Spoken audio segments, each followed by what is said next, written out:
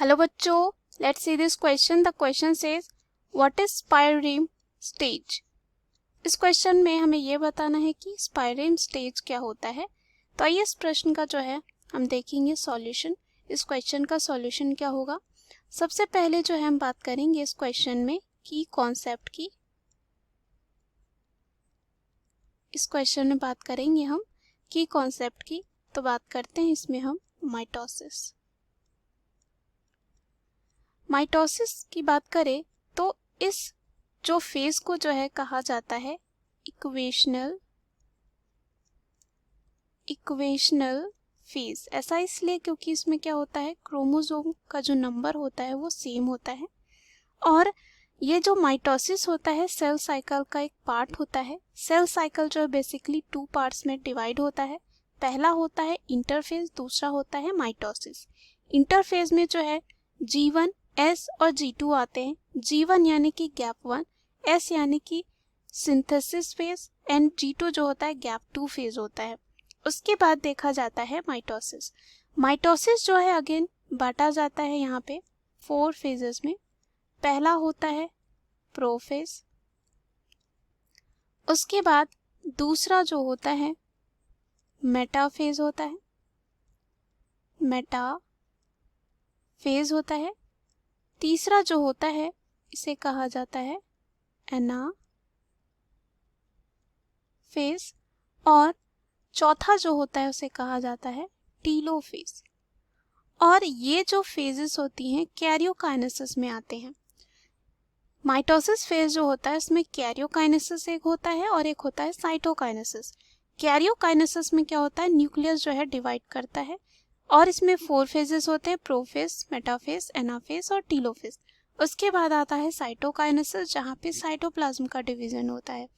तो अगर हम यहाँ पे बात करें जो प्रोफेज होता है वो फर्स्ट फेज होता है जहाँ पे क्रोमोसोम जो होता है दिखता है और कह सकते हैं अपीयर होता है इस तरह लाइक अ बॉल ऑफ वुल,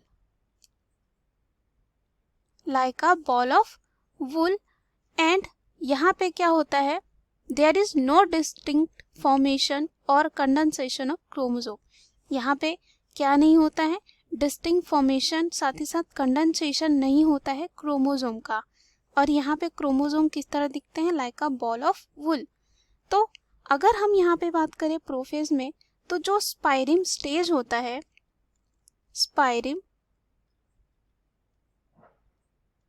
स्पाइरिम जो स्टेज होता है वो अर्ली प्रोफेज में पाया जाता है। किस में पाया जाता है, अर्ली जो प्रोफेज होता है उसमें पाया जाता है, अर्ली प्रोफेज में जो है पाया जाता है। और हम जानते हैं कि प्रोफेज क्या होता है, फर्स्ट स्टेज होता है माइटोसिस का। इसमें क्या होता है, इलोंगेटेड क्रोमोसोम होते हैं और ये क्या होते हैं, ओवरलैप्ड कंडीशन में होते हैं। क्या होते हैं, ये होते हैं ओवरलैप्ड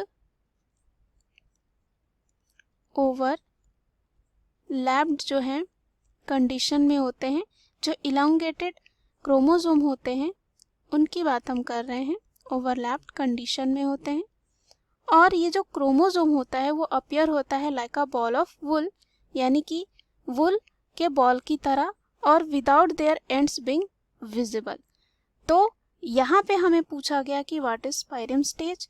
तो स्पाइरिम स्टेज वो स्टेज होती है जो अर्ली प्रोफेज में होती है। फर्स्ट स्टेज होता है, हम जानते हैं प्रोफेज किसका, माइटोसिस का। और ये स्टेज में क्या होता है, जो इलोंगेटेड क्रोमोसोम होते हैं वो अकर होते हैं ओवरलैप कंडीशन में। और जो क्रोमोसोम होता है किस तरह दिखता है, like a ball of wool, इसलिए हम इसे क्या बोलते हैं, स्पाइरिम स्टेज कहते हैं। उसके बाद यहाँ पे आता है मेटाफेज। तो मेटाफेज की बात करें तो यहाँ पे जो क्रोमोसोम होते हैं वो इक्वेटोरियल प्लेस में आ जाते हैं, यानी कि बीच में आते हैं, और यहाँ पे जो है मेटाफेजिक प्लेट बनता है। उसके बाद एनाफेज में क्या होता है, जो क्रोमोसोम होते हैं अपोजिट पोल्स में पहुंच जाते हैं। और यहाँ पे जो है ये होता है कि क्रोमोसोम अपीयर होते हैं 2 सेपरेट पोल्स में, और स्प्लिटिंग होती है सेंट्रोमियर्स की ऑफ क्रोमोसोम की। उसके बाद टीलोफेज में हम देखते हैं कि लास्ट स्टेज होता है किसका, यहाँ पे जो माइटोसिस होता है यानी कि कैरियोकाइनेसिस होता है उसकी, और इसमें डाउटर न्यूक्लियाई जो हैं बनते हैं, और न्यूक्लियर एनवेलप, एंडोप्लाज्मिक रेटिकुलम और जितने सारे ऑर्गेनल्स होते हैं वो स्टार्ट करने लगते हैं यहाँ पे फॉर्म करना। सो इसके बाद आता है साइटोकाइनेसिस, जहाँ पे साइटोप्लाज्म का डिवीजन होता है। So we have proved this question, what is spireme stage. Hope you understood it well. Best of luck.